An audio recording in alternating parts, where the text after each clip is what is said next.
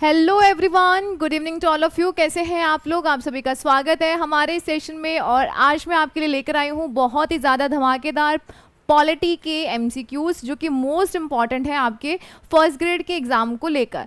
आज आपका first paper का जो एग्ज़ाम था, फर्स्ट पेपर जो था आपका जो हुआ था, तो उसमें पॉलिटी के काफ़ी अच्छे क्वेश्चंस पूछे गए हैं और उसके साथ साथ में साइंस के जो सॉल्यूशंस है वो मैंने अपलोड कर दिए हैं। अगर आपने नहीं देखे हैं तो जल्दी से जाके देखें और बताइए कि आपके कितने मार्क्स बन रहे हैं, कितने क्वेश्चंस राइट हुए हैं। साइंस की जो क्लास है वो आपको मॉर्निंग में मिल जाएगी। और अभी हम लोग डिस्कस करने वाले हैं पॉलिटी के एमसीक्यूज जो कि मोस्ट इंपॉर्टेंट रहेंगे, क्योंकि फर्स्ट पेपर में पॉलिटिकल लेवल भी काफ़ी अच्छा और काफ़ी सारे क्वेश्चंस पूछे जा रहे हैं। तो चलिए हम स्टार्ट करते हैं। तो आज का आपका जो पेपर था ना, उसी को ही ध्यान में रखते हुए आज के मैं क्वेश्चंस लेकर आई हूँ, ताकि आपके जो आने वाले एग्जाम्स हैं फर्स्ट पेपर, उसके अंदर इनके आने की पूरी संभावना है। ठीक है, तो चलिए हम स्टार्ट करते हैं आज के क्वेश्चंस को। ओके, देखिएगा। और अगर ये आपको सेशन अच्छा लगता है तो आपको सबसे पहले लाइक कर देना है, अपने दोस्तों के साथ शेयर कर देना है। आप में से बहुत सारे ऐसे बच्चे हैं, लगभग आप मान के चलेगा 80% या 80 से 90% बच्चे ऐसे हैं जो क्लासेस तो देखते हैं बट सब्सक्राइब नहीं करते हैं। तो प्लीज़ आप सब्सक्राइब करें, क्योंकि आने वाले आपके जितने भी एग्जाम्स हैं उन एग्जाम्स के रिगार्डिंग आपको इस चैनल पर बहुत सारी क्लासेस फ्री में अवेलेबल होंगी। उसके साथ में आपको प्रैक्टिस भी करवाई जाएगी और साथ ही बेल आइकन को प्रेस कर दीजिएगा ताकि जब भी मेरी क्लासेस हो इनका नोटिफिकेशन आपको मिल जाए। ठीक है, लाइक शेयर जरूर करना है। आप चाहे तो स्टेटस लगा लीजिएगा ताकि ज़्यादा से ज़्यादा आपके जो भी फ्रेंड्स हैं उनको इसका बेनिफिट हो। चलिए देखिएगा, पहला क्वेश्चन, भारतीय संविधान के भाग 3 को किसने संविधान की अंतरात्मा कहा है? आपके पास ऑप्शंस हैं, डॉक्टर BR अम्बेडकर, जवाहरलाल नेहरू, सच्चिदानंद सिन्हा, डॉक्टर राजेंद्र प्रसाद। तो यहाँ पे देखिएगा, हम लोगों ने ये तो सुना है कि मैम मतलब कि संविधान की आत्मा तो ज़रूर कहते हैं। अब ज़्यादातर जो बच्चे हैं ना वो सीधा कहाँ पे जाएंगे? पहले नंबर ऑप्शन पे, जबकि पहला नंबर आप क्या करोगे? आप तो करोगे पहले को ऐसे, और जो एग्जामिनर होगा वो करेगा ऐसे। क्यों करेगा ऐसे? तो देखिएगा, आपको यहाँ पे ध्यान रखना है, यहाँ किसको बोला गया है? संविधान के भाग 3 को। जबकि हम जब बात करते हैं आपका यहाँ पे ना आर्टिकल 32, आर्टिकल जो 32 है उसे भी संविधान की आत्मा कहा है, इसे भी संविधान की आत्मा कहा है, परंतु किसने कहा है? तो इसे कहा है आपके डॉक्टर BR अम्बेडकर जी ने। ठीक है, इन्हें तो किसने कहा है? इन्होंने कहा है, परंतु इसने कहा है भारतीय संविधान का जो भाग 3 है, पूरा ओवरऑल जो पार्ट 3 है, उसे संविधान की आत्मा किसने कहा है? तो आपका राइट आंसर होगा जवाहरलाल नेहरू। अब से गलत नहीं करना है ये वाला क्वेश्चन। नेक्स्ट देखो, सेकेंड है, भले ही मंत्रिपरिषद सामूहिक रूप से संसद के प्रति उत्तरदायी होती है, परंतु व्यक्तिगत रूप से मंत्री जो हैं वो किसके प्रति उत्तरदायी होते हैं? काफ़ी अच्छे क्वेश्चंस हैं और आप इनको बहुत अच्छे से कीजिएगा। फास्ट चलेंगे अगेन हम, ताकि हम कम समय में ज़्यादा से ज़्यादा क्वेश्चंस कवर कर लें। अब बच्चों ने कमेंट्स किया कि मैम हम 2x पे देख रहे हैं। एक्चुअली ना मेरा फास्ट चलने का मतलब ये होता है कि आप कम से कम समय में ज़्यादा से ज़्यादा क्वेश्चंस कवर करें, बट आप थोड़ा सा आराम से देखिए। अगर बहुत फास्ट में देखेंगे तो आप इन क्वेश्चंस को ना अपने माइंड में सही से बिठा नहीं पाओगे। और क्वेश्चन को पूरा अच्छे से देखो, लास्ट तक देखो, ऐसा नहीं 2-3 क्वेश्चन देखे फिर वीडियो बंद कर दिया, तो उससे आपको कोई बेनिफिट नहीं होगा। ठीक है, देखिएगा, राष्ट्रपति के प्रति उत्तरदायी होते हैं, प्रधानमंत्री के प्रति, स्पीकर के प्रति, या फिर इनमें से कोई नहीं। तो आपको यहाँ ध्यान रखना है, मंत्रिपरिषद जो है वो सामूहिक रूप से, कलेक्टिवली तो किसके प्रति होगा? संसद के प्रति। यानी कि अगर कोई एक गलत काम करेगा तो पूरा जो मंत्रिपरिषद है वही उसके लिए रिस्पॉन्सिबल मानी जाती है, और पूरा का पूरा मंत्रिपरिषद ही डूब जाएगा अगर एक व्यक्ति ने कुछ गलत काम किया है। तो मतलब एक के पीछे पूरा का पूरा ही मंत्रिपरिषद चला जाएगा, क्योंकि वो संसद के प्रति उत्तरदायी होता है। और इंडिविजुअली पूछा जाएगा तो राष्ट्रीय जो आपकी राष्ट्रपति हैं उनके प्रति उत्तरदायी होता है। ठीक है, नेक्स्ट देखिएगा, डॉक्टर BR अम्बेडकर की अध्यक्षता में विधानसभा की प्रारूप समिति कौन सी है? Drafting committee. इसमें कितने अन्य सदस्य हैं? अब देखो यहाँ से क्वेश्चन, हमने ये तो देखा है कि जो प्रारूप समिति है ना, इसका गठन किस लिए किया गया था? संविधान सभा का निर्माण किया गया था, और संविधान सभा में ना पूरा संविधान बनाया गया था। काफ़ी सारे लोग थे जिन्होंने संविधान का निर्माण किया। जब देखते हैं ना आपके पास कितने सारे आर्टिकल्स हैं, कितने सारे पार्ट है, कितने सारे शेड्यूल हैं, यानी कि अनुसूचियाँ वगैरह हैं, तो वो सब कैसे डिज़ाइन हुई? तो वो संविधान सभा के द्वारा डिज़ाइन किया गया था। और संविधान सभा में एक बैठक, एक समिति बनाई गई थी जिसका नाम था प्रारूप समिति, जिसको पूरा एक ड्राफ्ट तैयार करना था और देखना था कि कहाँ पे क्या क्या चीज़ें रखनी हैं। तो ध्यान रखिएगा, इसके अंदर टोटल जो मेंबर थे वो कितने थे? टोटल मेंबर थे 7, और जो भी इस क्वेश्चन को करेगा ना फटाफट से 7 ही टिक करेगा। इसने क्या बोला है? डॉक्टर बी आर अम्बेडकर की अध्यक्षता में ये संविधान सभा यानी कि कॉन्स्टिट्यूएंट असेंबली की प्रारूप समिति यानी कि ड्राफ्टिंग कमेटी, अच्छा इंग्लिश में रह गया, में कितने अन्य सदस्य थे? देखो एक तो ये हो गया टोटल 7 मेंबर्स थे, इनके अलावा और कितने हैं? इनके अलावा और 6 और मेंबर्स थे। क्लियर? तो सी नंबर ऑप्शन आपका सही हो जाएगा। नेक्स्ट देखिएगा, ये थोड़ा देख लीजिएगा, संविधान का प्रारूप पर विचार करने के लिए हमने एक ड्राफ्टिंग कमेटी, इसे पांडुलेखन समिति भी कहते हैं, ड्राफ्टिंग कमेटी कहते हैं।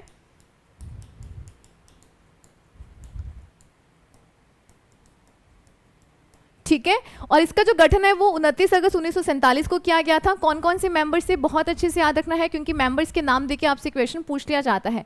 डॉक्टर अंबेडकर जो कि इसके अध्यक्ष थे, सेकंड है एन गोपाल स्वामी अयंगकर, अलादी कृष्ण स्वामी अय्यर, फोर्थ है डॉक्टर के एम मुंशी, फिफ्थ है मोहम्मद सादुल्ला एन माधवराव, एंड आपके 7th है टी कृष्णमाचारी। ठीक है, तो ध्यान रखिएगा 7 यहाँ पे टोटल मेंबर्स थे जो कि ड्राफ्टिंग कमेटी के मेंबर्स थे। नेक्स्ट देखिएगा, निम्नलिखित में से कौन सा मूल अधिकार विदेशी नागरिकों को प्राप्त नहीं है? मौलिक आपके जो भी फंडामेंटल राइट्स हैं, फंडामेंटल राइट्स क्या है? जो पर्टिकुलर किसी देश के द्वारा नागरिकों को दिए जाते हैं ताकि उनकी जो लाइफ है वो थोड़ी सी सही हो जाए। ठीक है, इसमें आपसे पूछा गया है कि कौन से ऐसा फंडामेंटल राइट है जो किसे नहीं दिया गया है? जो फॉरेनर्स को नहीं दिया गया है। जो आपके 14 से आर्टिकल स्टार्ट हो जाते हैं आपकी फंडामेंटल राइट, और कहाँ तक चलते हैं? 32 तक चलते हैं, और ये चीज़ आपको ध्यान रखना है जिसमें 31 नहीं है।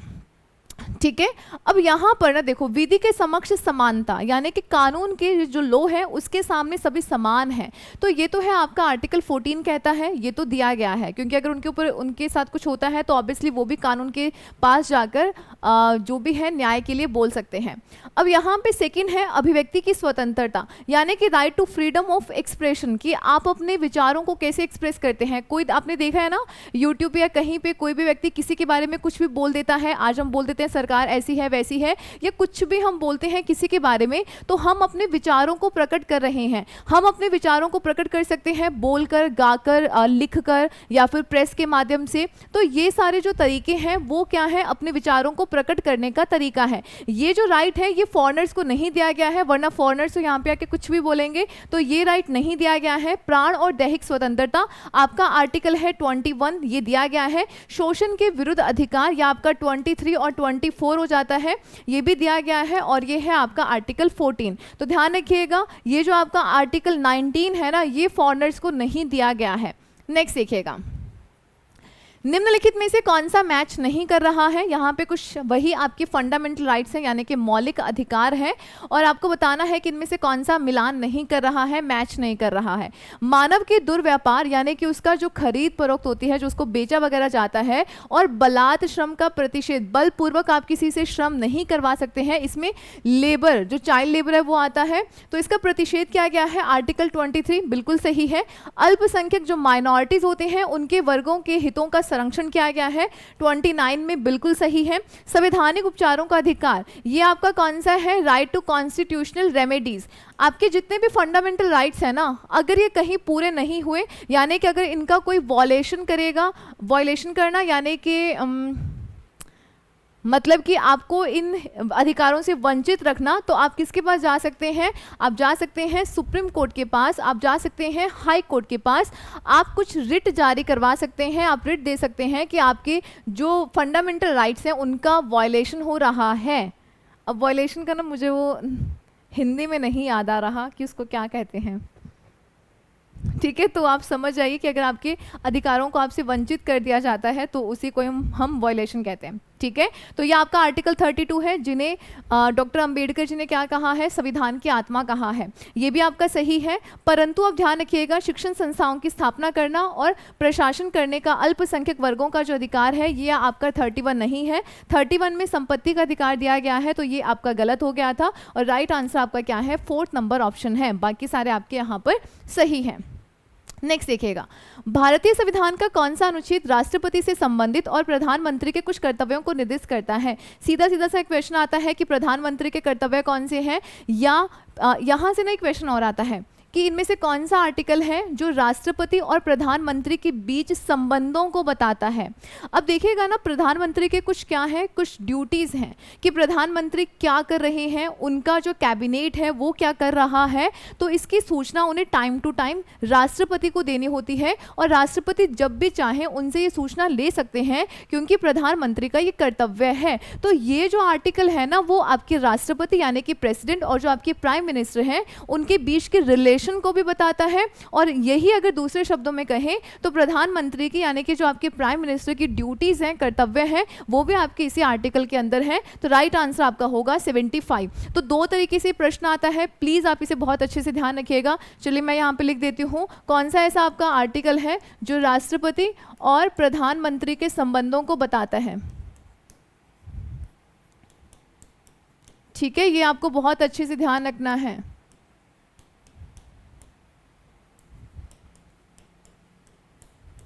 तो आपका आर्टिकल कौन सा होगा, आपका आर्टिकल होगा 75। नेक्स्ट देखिएगा, संसदीय तंत्र में वह व्यक्ति प्रधानमंत्री चुना जाता है जो इनमें से निम्न का नेता होता है। हमारे यहाँ पे संसद में दो सदन है, एक को तो बोलते हैं लोअर हाउस जिसे आप लोकसभा कहते हैं और दूसरा है अपर हाउस जिसे आप राज्यसभा कहते हैं। लोकसभा में वो व्यक्ति जाते हैं जिन्हें हम चुनते हैं, जिन्हें जनता के द्वारा चुना जाता है। तभी तो यहाँ पे बोलते हैं ना कि हमारे यहाँ पे कैसा सिस्टम चलता है, लोकतांत्रिक चलता है, लोगों का लोगों के द्वारा लोगों के शासन होता है। ठीक है, तो ये यहाँ पे क्योंकि हमारी डेमोक्रेटिक सिस्टम है, बट यहाँ पे ध्यान रखिएगा कि ये जो सिस्टम है हम क्या करते हैं, लोकसभा के मेंबर्स को चुनते हैं और फिर आगे लोकसभा में जिस भी पार्टी को मेजॉरिटी मिलती है, लोकसभा में जिस भी पार्टी को बहुमत मिलता है उस पार्टी का जो नेता होता है उसे प्रधानमंत्री चुना जाता है। और प्रधानमंत्री को इलेक्ट नहीं करते हैं, प्रधानमंत्री को अपॉइंट किया जाता है, नियुक्त किया जाता है। ये क्वेश्चन बहुत बार एग्जाम में पूछा गया है, तो ध्यान रखिएगा कौन से सदन का सदस्य हुआ, निम्न सदन का सदस्य हुआ। और कैसा दल होना चाहिए, बहुमत दल होना चाहिए, यानी कि उस पार्टी के पास मेजॉरिटी होनी चाहिए। तो राइट आंसर आपका होगा बी नंबर ऑप्शन, निम्न सदन बोल दीजिए या फिर आप इसे लोकसभा कह दीजिए, क्योंकि लोकसभा में जो मेंबर्स होते हैं वो जनता के द्वारा चुने गए होते हैं। ठीक है, और राज्यसभा में जो मेंबर्स होते हैं वो राज्यों के द्वारा चुने गए होते हैं, इसी वजह से उसे राज्यसभा और अपर हाउस कहते हैं और इसे लोअर हाउस कहते हैं। ठीक है, लोकसभा यानी कि लोगों की सभा।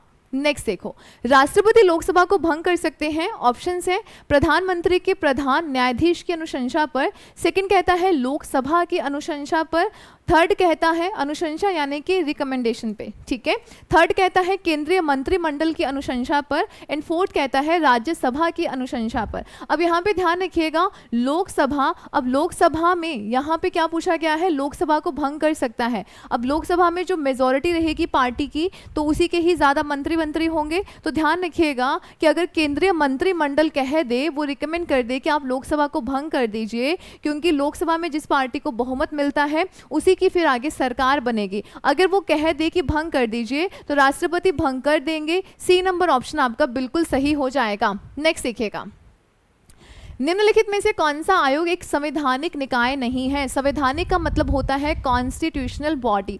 दो टाइप के यहाँ पे आपके ना एक तरीके से बॉडीज होती हैं, एक तो होता है कॉन्स्टिट्यूशनल और एक आपका होता है स्टैट्यूटरी, यानी कि एक होता है संवैधानिक और एक होता है सांविधिक। बताती हूँ अभी, जस्ट ए मिनट।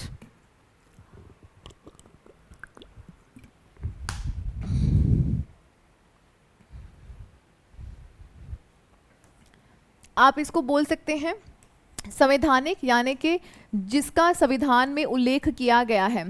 बहुत सारे आपके ऐसे ना बॉडीज़ हैं, इंस्टीट्यूशंस हैं जिनका ऑलरेडी संविधान में उल्लेख किया गया था कि इस आर्टिकल के तहत इस आयोग का गठन किया जाएगा। डन, तो वो तो होते हैं आपके संवैधानिक यानी कि कॉन्स्टिट्यूशनल होते हैं। अब दूसरा होता है विधानिक। दूसरे कौन से होते हैं, विधानिक होते हैं जिसे आप स्टैट्यूटरी बॉडी भी बोलते हैं, यानी कि विधानिक या फिर जो कानून के द्वारा जिनका गठन किया जाता है, जिनका संसद के द्वारा गठन किया जाता है। इनका गठन किसके द्वारा किया जाएगा? संसद के द्वारा किया जाएगा। इनका जो गठन है वो किसके द्वारा किया जाएगा? संसद के द्वारा किया जाएगा, कोई नियम बनाकर, कानून बनाकर। क्लियर? अब जब हम लोक संघ लोक सेवा आयोग की बात करते हैं, यूपीएससी की बात करते हैं, तो 315 में इसका उल्लेख किया गया है, 315 से 319 तक। और भारत का जो निर्वाचन आयोग है ये आपका 324 के अंदर है। राष्ट्रीय मानव अधिकार आयोग, ये जो अधिकार है ना, इसका हमने गठन किया था 1993 में। संसद के द्वारा कानून का निर्माण किया गया था और उसी के तहत यहाँ पर राष्ट्रीय मानव अधिकार आयोग का गठन किया गया था। तो ये जो निकाय है ना, इसका उल्लेख संविधान में नहीं था पहले, इसी वजह से ये संवैधानिक निकाय नहीं है, इसी वजह से ये संवैधानिक नहीं है, कॉन्स्टिट्यूशनल नहीं है। तो आपसे यही पूछा गया है। और जो राष्ट्रीय अनुसूचित जाति आयोग है, इसका आई थिंक हुआ है 338 के अंदर, ये आपको उल्लेख मिल जाएगा। ये आर्टिकल्स लिखे हैं मैंने। क्लियर? तो ध्यान रखिएगा, बाकी सारे जो है वो संवैधानिक है क्योंकि संविधान में उनका उल्लेख किया गया है। आप इसे गैर संवैधानिक भी बोल सकते हैं। क्लियर? चलिए नेक्स्ट देखें। अगर अच्छा लगे तो प्लीज आप इसे लाइक शेयर जरूर करना है, सब्सक्राइब कर लीजिएगा चैनल को। अगर आप ये क्लासेस लगाते हैं ना, तो पॉलिटी के क्वेश्चंस आपके कहीं नहीं जाएंगे, पॉलिटी के क्वेश्चंस आप बहुत आसानी से कर लोगे। अगर भारत के राष्ट्रपति के चुनाव में कोई विवाद है तो उस विवाद को सौंपा जा सकता है। नॉर्मली जब भी कोई लोकसभा या राज्यसभा के इलेक्शंस में कोई विवाद आता है, कोई झटपट या झड़पट जो भी होता है, लड़ाई झगड़ा होता है या कुछ भी होता है, तो क्या होता है, जो भी विवाद किया जाएगा वो भारत का निर्वाचन आयोग सॉल्व करता है। परंतु अगर राष्ट्रपति का चुनाव में कोई विवाद आ रहा है, कोई डिस्प्यूट हो रहा है, तो उस डिस्प्यूट को सॉल्व कहाँ पे किया जाएगा? कौन करेगा? भारत का जो सर्वोच्च न्यायालय है वो उसे सॉल्व करेगा। आर्टिकल 71 कहता है। आर्टिकल 71 कहाँ पे जाएगा वो डिस्प्यूट? वो सीधा जाएगा सुप्रीम कोर्ट के पास जाएगा और वही इसका क्या करेगा? सलटारा करेगा। ठीक है, 4 नंबर ऑप्शन आपका सही हो जाएगा। नेक्स्ट, निम्न में से कौन सा स्टेटमेंट गलत है? निम्न में से कौन सा स्टेटमेंट गलत है? देखिएगा, भाषण और अभिव्यक्ति की स्वतंत्रता यानी कि freedom of speech and expression, जो आपका आर्टिकल 19 है, प्रेस की स्वतंत्रता के अधिकार को इसमें शामिल किया गया है। प्रेस क्या है? मीडिया क्या है? प्रेस क्या है? तो ये भी तो जनता की बातों को प्रकट करता है ना कि क्या कुछ हो रहा है, यानी कि ये भी तो अपनी बातों को एक्सप्रेस कर रहा है। तो ये भी आपका 19 में शामिल है। भाषण और अभिव्यक्ति की स्वतंत्रता में इसको शामिल किया गया है, बिल्कुल सही है। भारतीय संविधान के अनुच्छेद 19 में 7 स्वतंत्रताओं का जिक्र किया गया है, ये गलत है। इसके अंदर 6 स्वतंत्रताएं हैं। थर्ड है, भारतीय संविधान के तहत गिरफ्तार और निरोध के संरक्षण का प्रावधान आर्टिकल 22 के तहत किया गया है, यानी कि जब आप किसी व्यक्ति को गिरफ्तार करते हैं और आप उसे कितने टाइम तक रोक के रख सकते हैं, इसके बारे में आर्टिकल 22 में बताया गया है। ठीक है। एंड फोर्थ है, आर्टिकल 21 के तहत जीवन और व्यक्तिगत स्वतंत्रता का अर्थ प्रत्येक के अधिकार का, मतलब मानव गरिमा के साथ जीना है, यानी कि लिबर्टी वाला जो राइट है, प्राण और दैहिक स्वतंत्रता, वो आपका नो डाउट 21 में है। तो ये भी सही है, आपका सी भी सही है, मतलब ये स्टेटमेंट आपके करेक्ट है। आपसे गलत पूछा गया था, तो गलत कौन सा है? सेकेंड नंबर ऑप्शन जो है ये आपका बिल्कुल सही आंसर हो जाएगा, क्योंकि गलत पूछा गया है और ये आपका गलत स्टेटमेंट है। डन। नेक्स्ट, राष्ट्रपति और उपराष्ट्रपति की अनुपस्थिति में कौन राष्ट्रपति का कार्यभार ग्रहण करता है? राष्ट्रपति जो हमारे भारत का प्रथम व्यक्ति भी होता है, हालांकि नाम मात्र का ये राष्ट्रपति होते हैं, क्योंकि इनके पास इतनी ज़्यादा पावर्स नहीं होती हैं। पावर्स का ज़्यादातर जो यूज़ है शासन के, इसको प्रमुख तो कहा जाता है, बट जो नॉर्मल, जो वास्तव में शासन के जो प्रमुख है वो कौन कहे जाते हैं? प्रधानमंत्री, क्योंकि ज़्यादातर कामकाज जो है वो उनके द्वारा ही किए जाते हैं। और इवन जब भी वो बाहर फॉरेन में जाके कोई डील वगैरह साइन करते हैं, करते तो पीएम है, बट किनके नाम पे होती है? राष्ट्रपति के नाम पे होती है। तो यहाँ पे ना कुछ पावर्स वगैरह दी गई हैं राष्ट्रपति को, नाम मात्र के इनको प्रमुख कहा जाता है। ठीक है, तो जब राष्ट्रपति अपने पद पर नहीं है, उनकी मौत हो गई है, अचानक से कुछ मृत्यु हो गई है, कुछ भी हैपनिंग हो गया है, या फिर उसके अलावा अगर हम बोलें कि उन्होंने अपना पद त्याग दिया है, तो उस कंडीशन में जो उपराष्ट्रपति हैं वो उनके पद को संभालते हैं। अगर उपराष्ट्रपति भी नहीं है और राष्ट्रपति दोनों ही नहीं है, तो उस पद को खाली नहीं रखा जाएगा। कौन संभालेगा? जो हमारे भारत के सुप्रीम कोर्ट के जो मुख्य न्यायाधीश हैं वो उसको संभालेंगे। ठीक है, chief justice of India CJI जो है वो संभालेंगे। तो राइट आंसर आपका होगा first number option. Mohammad Hidayatullah ने एक बार ऐसे संभाला भी था। नेक्स्ट देखिएगा, संविधान सभा ने डॉक्टर बी आर अम्बेडकर के प्रारूप समिति का गठन कब किया था? तो यहाँ पे मैंने आपको ये पहला दूसरा तीसरा ही क्वेश्चन था। राइट आंसर इसका क्या होगा? 29 अगस्त 1947 को। और यहाँ पे इस दिन ड्राफ्टिंग कमेटी, पांडुलेखन समिति या प्रारूप समिति का गठन किया गया था। जो संविधान का एक प्रारूप जो बनाया गया था उसकी जांच के लिए इस समिति का गठन किया गया था। ठीक है, कि ड्राफ्ट वगैरह कैसा बना है, फिर उसको आगे एग्जीक्यूट कैसे करना है। संविधान के निम्नलिखित अनुच्छेदों में से किस एक के अंतर्गत संघ की कार्यपालिका शक्ति राष्ट्रपति में निहित है? जैसे कि राष्ट्रपति के साथ बहुत सारी पावर है, वो हम धीरे धीरे आगे आने वाले क्वेश्चंस में करेंगे। तो इसका जो राइट आंसर है वो आपका रहेगा 53 में कहा गया है। 52 में तो ये कहा गया है कि भारत का एक राष्ट्रपति होगा। 54 में जो निर्वाचन प्रणाली है उसके बारे में बात की गई है। और आपका जो राइट आंसर है वो आपका रहेगा सी नंबर ऑप्शन। ठीक है, निर्वाचन मंडल की बात की गई है, तो सी नंबर ऑप्शन आपका बिल्कुल सही हो जाएगा।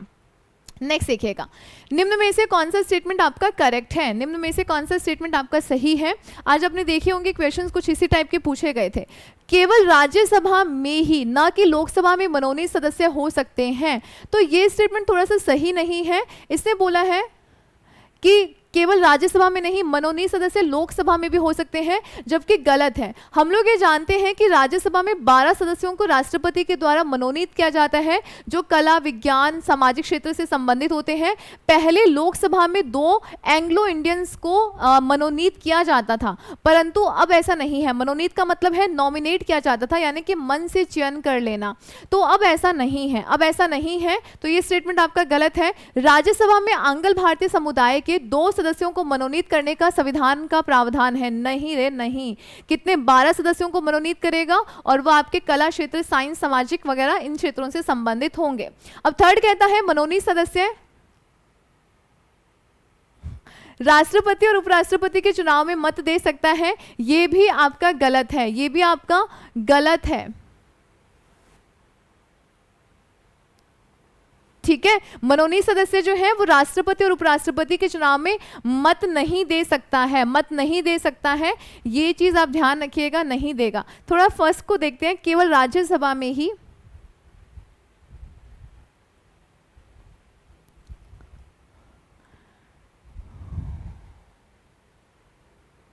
ये सही बोल रहा है। इसने बोला है कि केवल राज्यसभा में ही मनोनीत सदस्य होंगे, ना कि लोकसभा में मनोनीत सदस्य हो सकते हैं। इसका कहने का मतलब है, सॉरी हमने इसको गलत पढ़ लिया, ये कहता है कि सिर्फ अब राज्यसभा में ही मनोनीत सदस्य होते हैं, लोकसभा में मनोनीत सदस्य नहीं हो सकते हैं। लोकसभा में मनोनीत सदस्य नहीं हो सकते हैं, क्योंकि हमने जो प्रोविजन करके हमने उसको बदल दिया था, और अब क्या है, अब यहाँ पर मनोनीत सदस्य नहीं होंगे राज्यसभा के अंदर। तो आपका फर्स्ट नंबर ऑप्शन करेक्ट हो जाएगा, बाकी तो सही नहीं है। ठीक है, हमने थोड़ा सा इसको सही नहीं पढ़ा था, आप इसको थोड़ा सा करेक्ट कर लीजिएगा, थोड़ा नहीं पूरा ही करेक्ट करना है। नेक्स्ट देखो, लोकसभा को उसके कार्यकाल की समाप्ति के पूर्व ही भंग किया जा सकता है। आपके पास यहाँ पे देखो क्वेश्चन पूछने के तरीके कैसे कैसे हो जाते हैं। अब आपको ना क्या करना है, अगर आपने अच्छे से कॉन्सेप्ट को समझ लिया ना, तो क्वेश्चन कहीं से भी आ जाए आप उसको कर लेंगे। अगर आप रट्टा मारेंगे, रट्टा मारने का कोई सॉल्यूशन नहीं है। क्वेश्चन में थोड़ा सा हेर फेर किया, आपके ऑप्शंस में कुछ हेर फेर किया, तो आप तो गए ना काम से। तो ऐसा नहीं करना है, आपको अपने जो भी कॉन्सेप्ट हैं उनको समझना है। ठीक है, तो ध्यान रखिएगा, यहाँ पर राष्ट्रपति ही करेंगे, परंतु ध्यान रखिएगा मंत्रिपरिषद की सलाह पर करेंगे। आपका सी नंबर ऑप्शन जो है ये बिल्कुल सही हो जाएगा। इच्छा के अनुसार कुछ भी नहीं करेंगे। ठीक है, उनकी इच्छा कुछ नहीं चलेगी यहाँ पे। भारतीय संघ के अंतर्गत किसी राज्य को मिलाने का अधिकार किसको है? भारतीय संघ के अंतर्गत आपका जो अधिकार है वो संसद को दिया गया है, कि संसद किसी भी राज्य को मिला सकती है, किसी भी क्षेत्र में। इवन कोई भी अगर एक्वायर्ड एरिया है उसको भी मिला सकती है, किसी भी एरिया को किसी से घटा सकती है, बाहर निकाल सकती है। इसका जो पावर है वो किसको दिया गया है? संसद को दिया गया है। First number option, sorry C number option आपका जो है पार्लियामेंट को दिया गया है, सही हो जाएगा। नेक्स्ट देखिएगा, यदि भारतीय संघ में एक नए राज्य का सृजन किया जाता है तो संविधान की किस अनुसूची यानी कि किस शेड्यूल को अमेंडमेंट किया जाना आवश्यक होगा? 5वीं, तीसरी, दूसरी या पहली अनुसूची? अनुसूची यानी कि शेड्यूल। तो ध्यान रखिएगा, फर्स्ट जो आपका शेड्यूल है उसको यहाँ पे अमेंड करना होगा। अगर संसद किसी भी राज्य को मिलाती है, अलग करती है, कुछ भी कर रही है इससे संबंधित, जो फर्स्ट आपका है उसको क्या करना होगा? अमेंड करना होगा। ठीक है, भारत क्या है? राज्यों का संघ है, यूनियन ऑफ स्टेट्स है। कौन कहता है? फर्स्ट आपका जो शेड्यूल है वो ये कहता है। ठीक है, पहला जो आपका आर्टिकल है वो ये कहता है, सॉरी पहला आर्टिकल ये आपका कहता है, भारत में एक नया राज्य सृजित करने वाले विधेयक को पारित होना अनिवार्य है। संसद में साधारण बहुमत तथा कम से कम 2/3 राज्यों के अनुसमर्थन के द्वारा, संसद में साधारण बहुमत के द्वारा, संसद में 2/3 बहुमत और कम से कम 2/3 राज्यों के अनुसमर्थन के द्वारा, एंड फोर्थ है इनमें से कोई नहीं। तो जैसे मैंने आपको बोला ना, संसद को ये पावर दी गई है, बट संसद में जो पावर है ना वो नॉर्मल जो साधारण बहुमत होता है ना, बस उसी से ही पास कर दिया जाना ज़रूरी है। अगर नॉर्मल जो आपको मेजोरिटी मिल गई है, बहुमत मिल गया है, बस आपको ऐसा नहीं है 2/3 चाहिए फिर राज्यों की भी आपको परमिशन चाहिए, नहीं ऐसा कुछ नहीं है। आपका सेकेंड नंबर ऑप्शन जो है ये बिल्कुल सही हो जाएगा। तो इस प्रोसीजर को ज़्यादा टेढ़ा मेढ़ा नहीं किया गया है, नॉर्मल ही इसको रखा गया है। आज का आपका लास्ट क्वेश्चन है, भारत एक गणराज्य है क्योंकि संसद द्विसदनात्मक है, क्योंकि संसद में 2 सदन है, आपका राज्यसभा और लोकसभा। सेकंड कहता है राष्ट्रपति निर्वाचित होता है। थर्ड कहता है संघीय मंत्रिपरिषद लोकसभा के प्रति सामूहिक रूप से उत्तरदायी होती है। एंड फोर्थ कहता है शासकीय शक्तियां संघ एवं राज्यों के बीच में बंटी हुई हैं। तो ध्यान रखिएगा, भारत एक गणराज्य है, नो डाउट, नो डाउट। इसे हम रिपब्लिक स्टेट कहते हैं। भारत एक गणराज्य है, ऐसा इस वजह से हम कहते हैं क्योंकि यहाँ पर जो राष्ट्रपति है ना वो इलेक्ट होता है, वो निर्वाचित होता है। राजा का बेटा राजा नहीं बनता है, और यहाँ पर जब भी होगा इलेक्शन होगा और इलेक्शन के जरिए ही इनको चुना जाता है। इसी वजह से हम यहाँ पर कहते हैं कि भारत क्या है, गणराज्य है। तो आपका सेकेंड नंबर ऑप्शन ये करेक्ट हो जाएगा, राष्ट्रपति यहाँ पर निर्वाचित होता है। ये हमने लिया था फ्रांस से। ओके, तो ये है आज के हमारे 20 क्वेश्चन जो कि काफ़ी ज़्यादा इंपॉर्टेंट है। आप इसे लाइक शेयर ज़रूर कीजिएगा अगर आप लास्ट तक बैठे हैं, और मुझे ज़रूर बताइएगा कि आपको क्वेश्चंस कैसे लगे। मॉर्निंग में आपकी साइंस की क्लास आपको मिल जाएगी, इवनिंग में आपको पॉलिटी की, और कोशिश करूंगी कि अगर आर्ट एंड कल्चर की भी बना पाई, टाइम मिला तो उसकी भी क्लासेस आपको मिल जाएंगी। तो मिलते हैं नेक्स्ट सेशन में, टेक केयर, बाय बाय।